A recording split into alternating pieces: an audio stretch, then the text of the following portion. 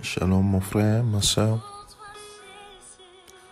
Que la paix du Seigneur soit avec toi ce matin. Qu'il illumine ta vie de sa joie, de sa paix. Et qu'il remplisse ton cœur du bonheur qu'il crée dans la vie de ses enfants au travers de sa présence. Ce matin, nous voulons partager une parole du Seigneur. Une parole qui est réservée véritablement à ceux qui ont choisi d'être des disciples de Jésus-Christ.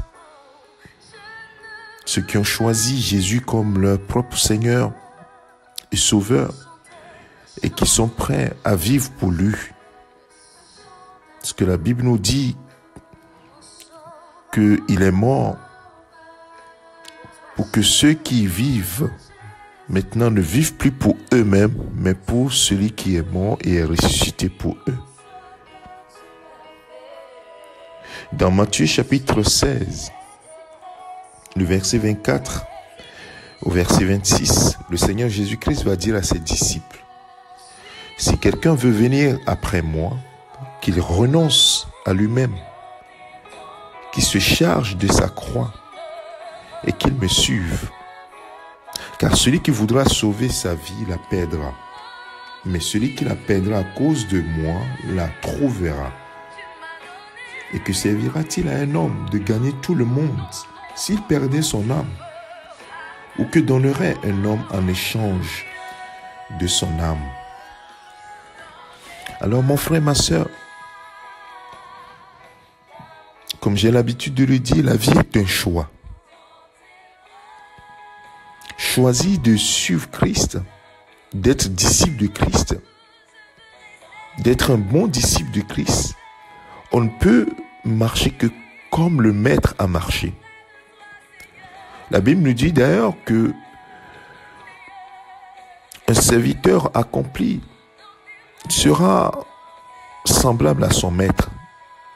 Et Jésus dit: si tu ne renonces pas à ta propre vie, et si tu ne prends pas ta croix, tu le suis, et que tu le suives, ça va être compliqué d'être véritablement son disciple. Prendre sa croix, c'est renoncer à sa vie. Ça veut dire que tu dois mourir. Celui qui prend la croix, dans les rues de Jérusalem à l'époque, quand on voit quelqu'un porter sa croix, c'est que c'est une personne qui est destinée à la mort. Tu n'as pas le choix, nous n'avons pas le choix. Nous devons mourir pour vivre. Donc Christ est mort et il vit éternellement. Tu dois mourir pour vivre. C'est-à-dire renoncer à tes désirs, renoncer à tes volontés, renoncer à tes choix pour Christ. Christ doit être la première personne de tes choix. Christ doit être au devant de tes choix. Tes choix doivent le considérer. Tes volontés doivent considérer les volontés de Christ. Alors sache que si tu veux gagner ce monde, tu risques de perdre ton âme. Mais si tu sembles, les gens te disent: « Ah ben, tu es en train de perdre ta vie, tu ne fais pas ce que tout le monde fait, tu renonces à ce que tout le monde fait, que tu perds ta vie ici-bas, mon frère, ma soeur, tu la retrouveras pour l'éternité. Comme Christ vit éternellement aujourd'hui. » Alors la question que Jésus pose, c'est: que servirait-il à un homme de gagner le monde, tout le monde, s'il perdait son âme? Ou que donnerait un homme en échange de son âme? Aujourd'hui, les situations que nous vivons dans ce monde montrent que nous n'avons pas de confiance à faire à ce monde. Ce monde n'a rien à nous donner. Oui, bien sûr, nous vivons. Bien sûr, nous avons des amis, nous avons les parents, nous avons nos enfants, nous avons le travail, ainsi de suite. Mais nous voyons que le monde est fragile et elle tend à sa fin. Donc attache-toi à l'essentiel, à ce qui est éternel. Alors, choisis de renoncer à ta propre vie pour Christ et laisser Christ prendre le contrôle de ta vie.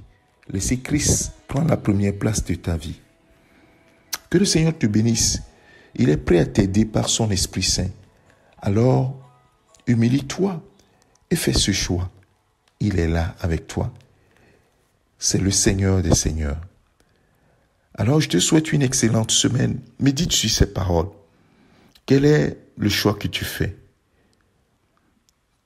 Que Christ, notre Dieu, notre Seigneur, remplisse ton cœur de toute joie, de toute paix, afin que tu saches que c'est en lui que nous avons tout et pleinement.